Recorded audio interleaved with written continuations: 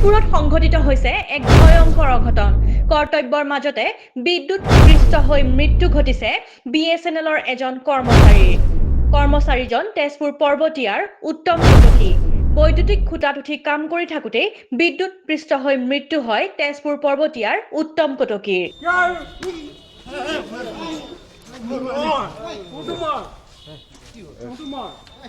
ঘটনাটো আমি দৈনন্দিন জীৱনত যিটো আমাৰ কৰ্তব্য কেবুলৰ কাম ইণ্টাৰনেটৰ ক'ৰবাত BSNLৰ ক'ৰবাত বেয়া হ'লে আমি এনেকৈ ঠিক কৰি ফুৰোঁ।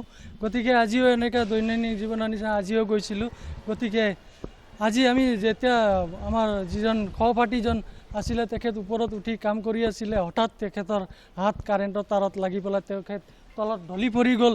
ঢলি পৰি যোৱাৰ লগে লগে তলত যিটো পাকা আছিলে এই পাকাত মাথাটো পৰি তেখেত ঢুকায়ে থাকিল।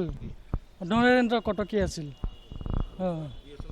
BSNLৰ কাম কৰে তেখেতে।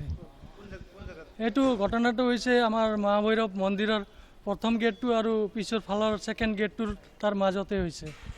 দুপৰীয়া প্ৰায় 12টা 15 মান বজাত মোৰ ভাতৃপ্ৰতিম প্ৰিয়াংশু কটকীৰ দেউতাক নৰেন্দ্ৰ কটকী, তেওঁ BSNLৰ কৰ্মৰত এজন বিষয়ববীয়া। তেওঁ আজি বাৰহলীয়াৰ এটা ঠাইত তেওঁলোকৰ BSNL কিবা ৱেৰৰ কাম কৰি থাকোঁতে ট্ৰেন্সফৰ্মাৰৰ কিবা তাঁৰত লাগি তেওঁৰ হঠাৎ মৃত্যু হয়।